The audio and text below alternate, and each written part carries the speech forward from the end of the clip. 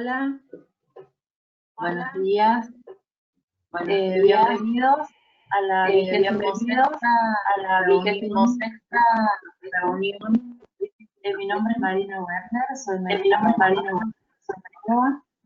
Quería agradecer a las asociaciones de la provincia de Córdoba, de la provincia de Santa Fe y de la provincia de Buenos Aires y a la Sociedad Argentina de Reumatología por la organización y el aval de estas reuniones. Hoy me toca presentar a una amiga y colega, la doctora María José López Pérez, que también es médica reumatóloga en la Clínica Universitaria Reina Fabiola de la ciudad de Córdoba, Argentina. Y hoy nos convoca a la que esperamos que sea la primera de próximas reuniones destinadas a nuestros colegas de atención primaria, que son los médicos generalistas, los médicos de familia, médicos clínicos, con el tema artritis temprana, un desafío clínico. Así que lo único que les quiero aclarar, antes de dejarlos con la presentadora, es que las preguntas que tengan para hacer las van haciendo por el chat y al final de la charla yo se las voy a ir transmitiendo a la doctora López Pérez y vamos a contestar las que podamos y tengamos tiempo, que espero que sean todas. Los dejo con María José y espero que aprovechen la reunión.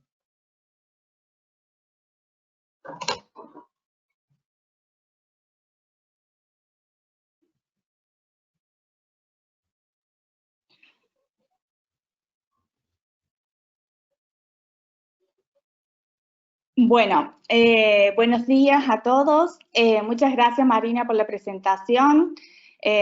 Muchas gracias a la doctora Ana Bertoli, a la doctora Paula Alba, ¿sí? Que estuvieron detrás de todo esto para que hoy, aparte de toda la comisión directiva de la Asociación de Reumatología de Córdoba, para que podamos llevar a cabo esta presentación.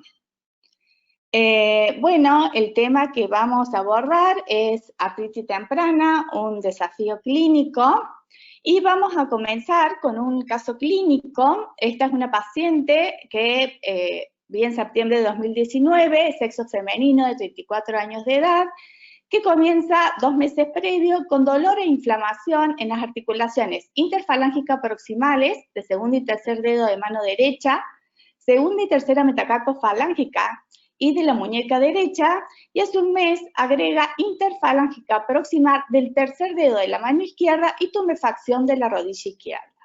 Esta paciente no refería dolor en otras articulaciones, se automedicaba con diclofenac 75 miligramos cada 12 horas, y además refería una rigidez matinal de 30 minutos de duración.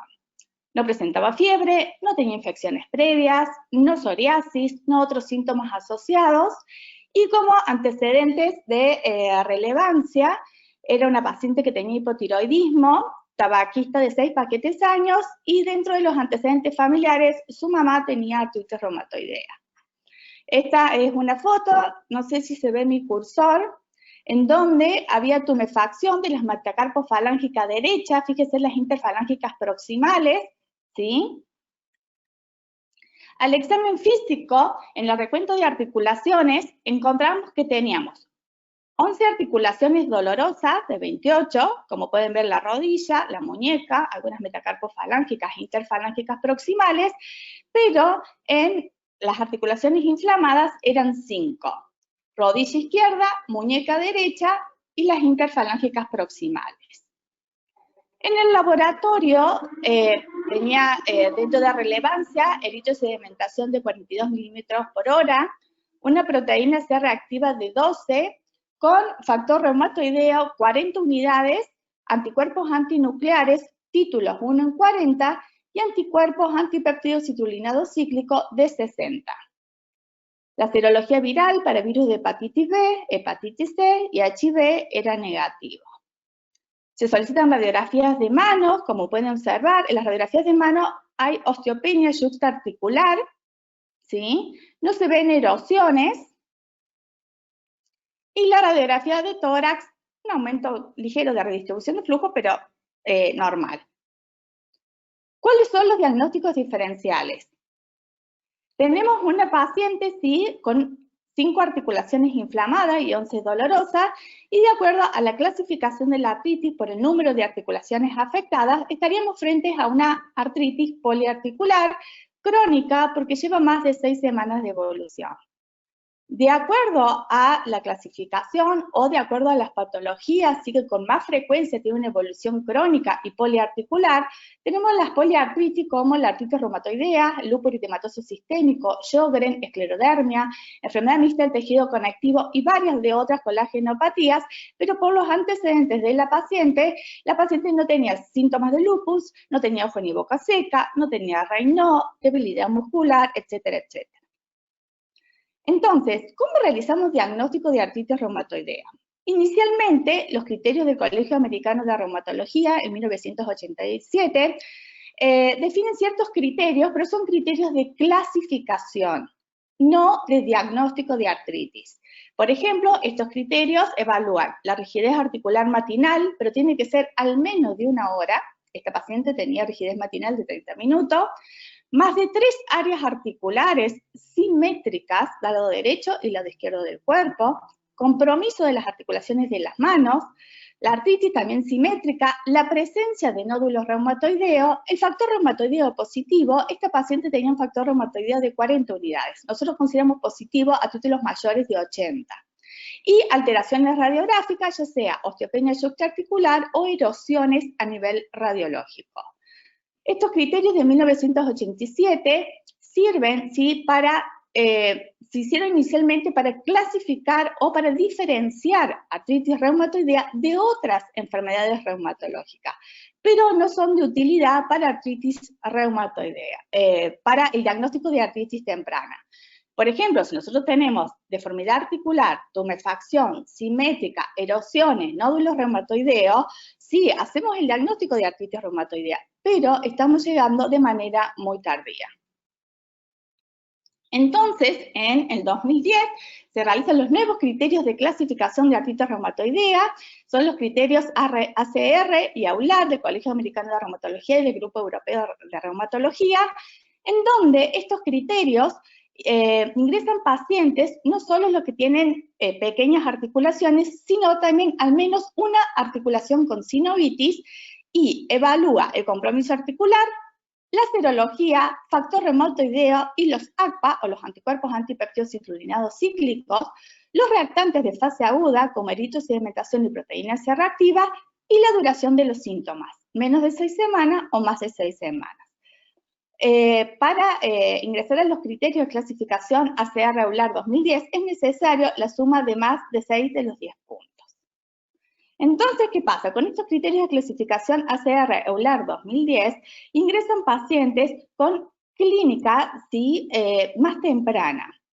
¿Por qué se realizaron estos criterios? Porque nosotros tenemos, a nivel de la artritis reumatoidea, aparentemente hay una autoinmunidad subclínica, ¿sí?, que aparecen varios años antes de las manifestaciones articulares.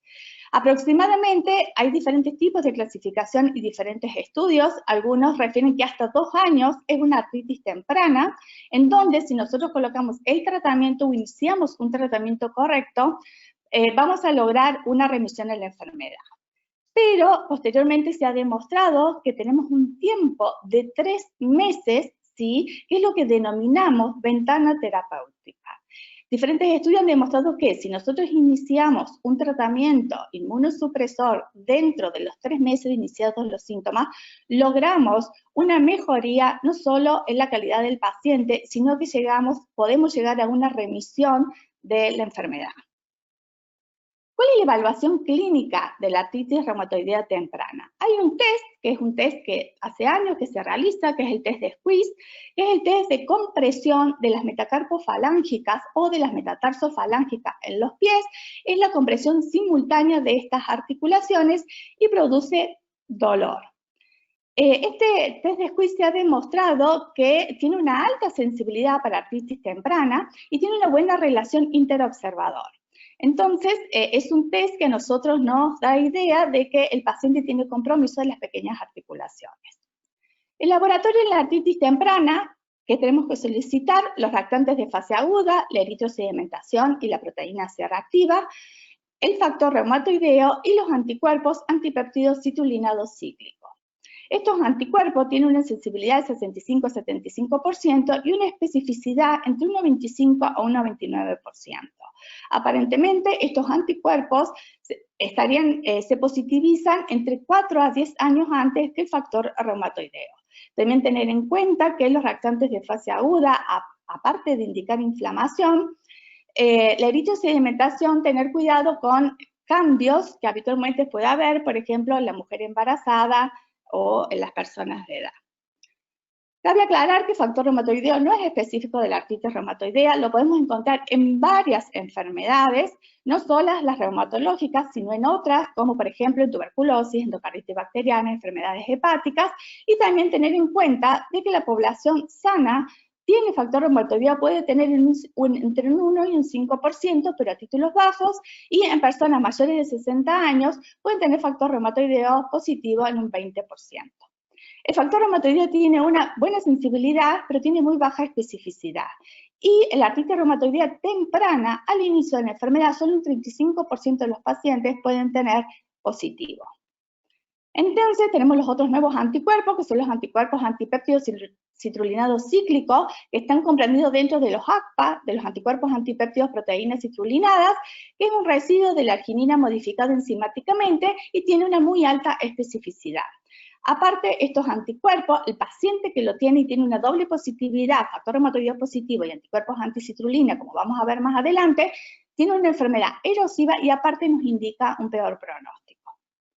La evaluación radiológica en pacientes que inician tempranamente con los síntomas, ¿qué sugerimos realizar o qué es lo que tenemos que realizar?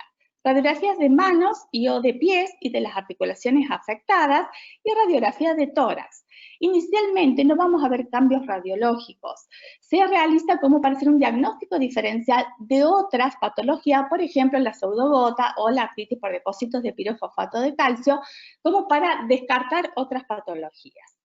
Sí, es de mucha utilidad la ecografía Power Doppler, en donde con la ecografía Power Doppler se ha demostrado de que podemos detectar precozmente erosiones en relación a las radiografías. ¿Cuáles son los signos que podemos ver en la ecografía Power Doppler? La hipertrofia sinovial, las erosiones óseas y que tenga el Doppler positivo que nos indica inflamación.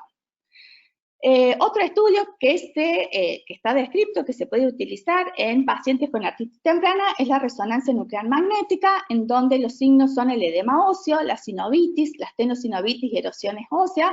Por supuesto que se ven antes que la radiografía, pero por sus costos no es aconsejable realizarlos de rutina y se puede realizar en casos de que tengamos un diagnóstico no muy certero.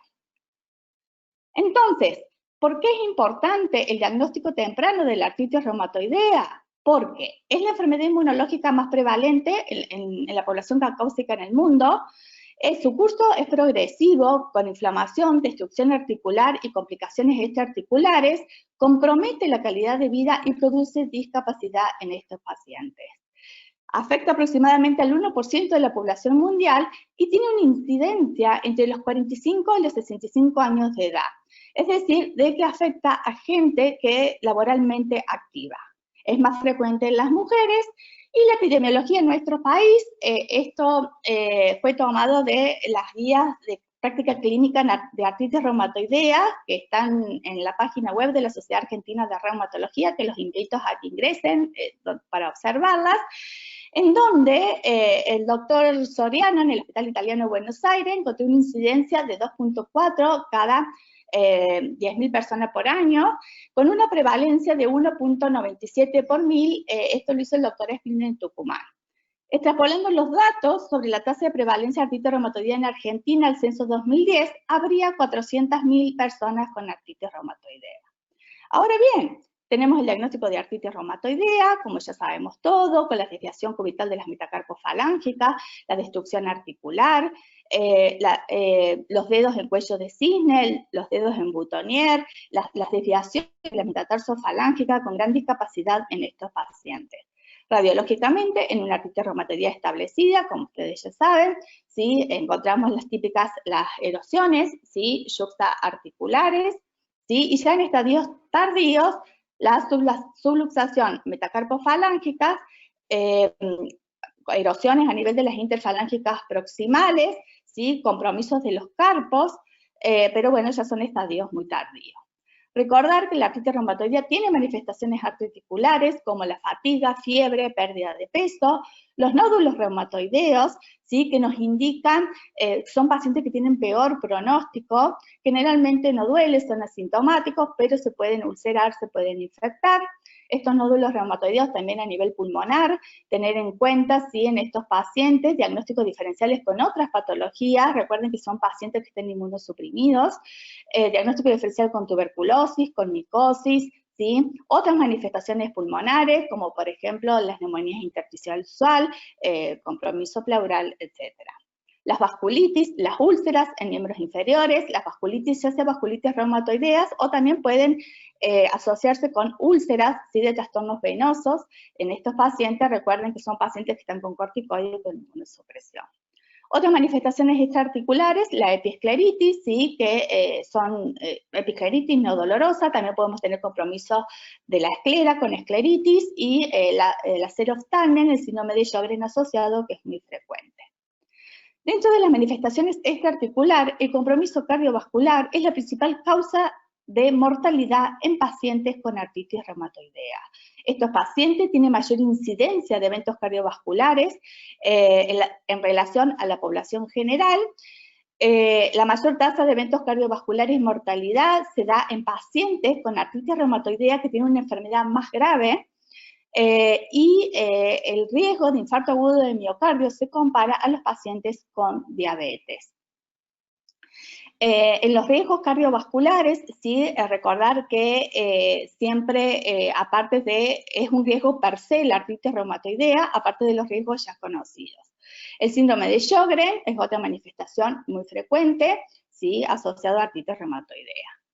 Bien, ¿cómo medimos los pacientes en actividad? Hay diferentes índices para medir actividad de enfermedad en artritis reumatoidea, hay muchos, SEDAI, STAI, etcétera, pero traje este que es el DAS28 porque sé que tiene que llenar los papelitos, ¿sí? Para presentar en nuestros pacientes, y aparte cuando estudiamos, ¿sí? Sobre artritis reumatoidea, observamos, ¿sí?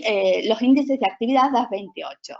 El DAS28 es una escala, ¿sí? En donde evaluamos la evaluación global de la enfermedad por el paciente con un EVA, ¿sí? Entre 0 a 100, y contamos el número de articulaciones dolorosas, ¿sí? De un rango de 0 a 28, el número de articulaciones tumefactas y el valor de la eritrosedimentación y la proteína C reactiva. Entonces, con un cálculo, que es un cálculo matemático, ¿sí? Que todos lo tenemos en los celulares, ¿sí? Nos va a dar el índice de actividad que tiene este paciente. ¿Cuáles son los factores de mal pronóstico? Los factores de mal pronóstico a los que peor les va a ir en esta enfermedad son los pacientes que tienen factor reumatoideo y anticitulina positivo, el sexo femenino, que tengan actividad de la enfermedad con DAS28 elevado, compromiso de grandes articulaciones y de las manos, y la presencia de erosiones óseas, el retardo en el inicio del tratamiento oportuno más de 3 meses. Esto es muy importante porque estas son las guías de artritis de la Sociedad Argentina de Reumatología, y lo vamos a observar que no solo están en las guías de artritis de la Sociedad Argentina de Reumatología, sino en las guías EULAR, en el Colegio Americano de Reumatología, en donde el retardo en el inicio del tratamiento es un factor de mal pronóstico. Aparte de la presencia de articulares, los grados elevados de discapacidad funcional y el bajo nivel socioeconómico. ¿Cuáles son los objetivos del tratamiento en artritis reumatoidea temprana? Reducir el dolor y la inflamación articular, prevenir el daño y la progresión radiológica, reducir el desarrollo de las comorbilidades y, por ende, reducir la discapacidad. Hay diferentes estudios en donde se demostró que hay un estudio realizado en donde se demostró que la consulta temprana, ¿sí?, a los reumatólogos al inicio de la enfermedad lleva a que se retrase, ¿sí?, la cirugía ortopédica. En este estudio, que tuvo más de 1000 pacientes, se hizo un seguimiento durante 12 años. Se hizo un seguimiento durante 12 años en donde se observó que los pacientes que consultaban con el reumatólogo antes de los 3 meses tenían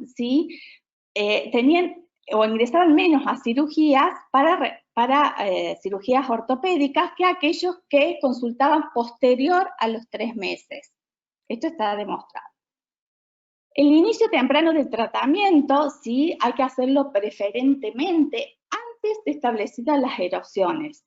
Está demostrado, hay diferentes estudios que reducen el riesgo de daño articular.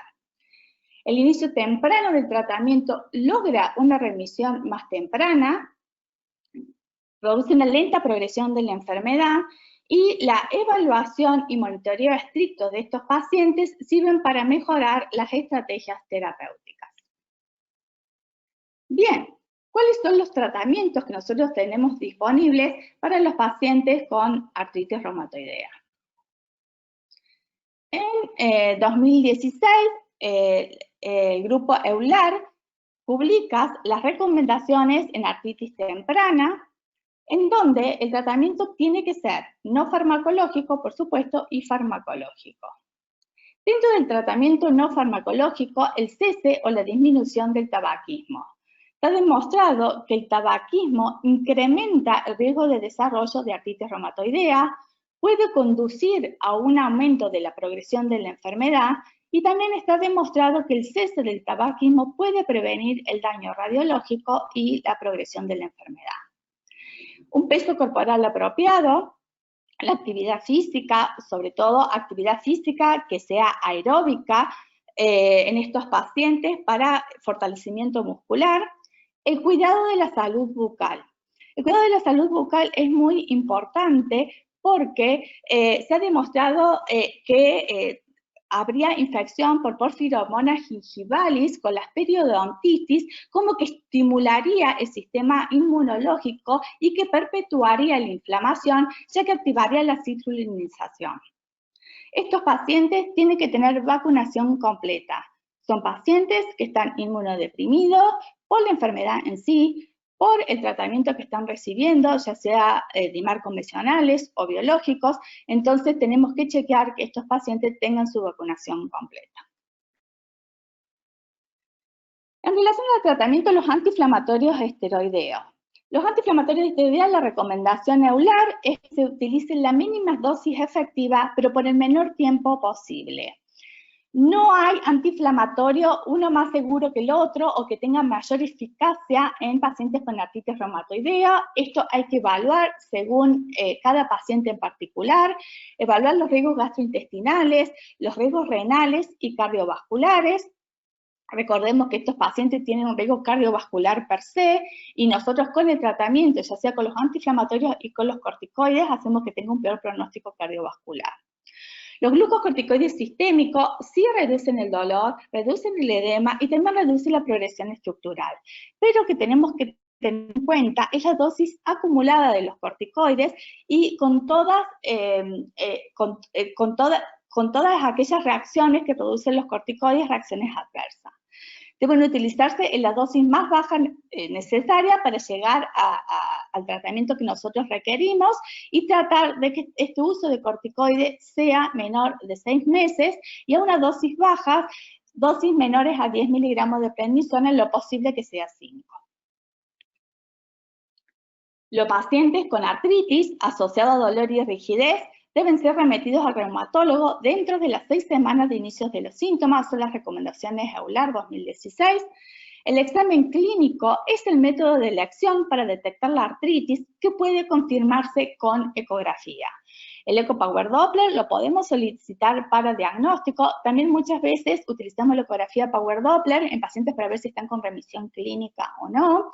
Pero bueno, para el diagnóstico lo utilizamos para, sobre todo, para determinar o nos queda duda si el paciente tiene realmente una tumefacción articular, es de gran utilidad. Los pacientes con artritis persistente deben comenzar con las drogas modificadoras de artritis reumatoidea en lo posible antes de los 3 meses. Es lo que hablábamos de la ventana terapéutica. Si nosotros en el paciente, dentro de los 3 meses en que inicia el tratamiento, vamos a tener mejores resultados y vamos a tratar de lograr la remisión de la enfermedad. Es muy importante informar al paciente sobre la enfermedad, las comorbilidades y el tratamiento. Y también es importante los programas educativos sobre discapacidad, el mantenimiento de la capacidad para trabajar y por ende la participación social. Es muy importante los grupos de pacientes, ¿sí? Y las charlas que nosotros podemos brindarles a nuestros pacientes. Bien, ¿qué tratamiento farmacológico utilizamos en los pacientes con artritis reumatoidea? Los antiinflamatorios, la prednisona, recuerden que los corticoides a la mínima dosis posible, porque ustedes, los médicos clínicos, los médicos generalistas, los internistas, son los que generalmente les llega a estos pacientes. Podemos utilizar corticoides, pero no utilicemos dosis de 60 miligramos, de 40 miligramos, muchas veces con dosis más bajas de corticoide y con antiinflamatorios podemos mejorar la sintomatología del paciente. Los DIMARS, los drogas modificadores de artritis reumatoidea, el que más utilizamos es el metotrexato, pero en caso en que el paciente tenga contraindicación de metotrexato, ya sea porque es una mujer que está embarazada, o por problemas hepáticos, o por cual fuera, tenemos otros DIMARS como la leflunomida, sulfasalazina, hidroxicloroquina, acetioprina. Por ejemplo, en pacientes embarazadas comenzamos con hidroxicloroquina. Sí, más que hidroxicloroquina, algunos biológicos. Los DIMARS, ¿sí? Tenemos los otros DIMARS, ¿sí? Los anti-JAK, que son el tofacitinib y el upadacitinib, que son por vía oral, ¿sí? Son de pequeñas moléculas, y la terapia biológica en artritis reumatoidea.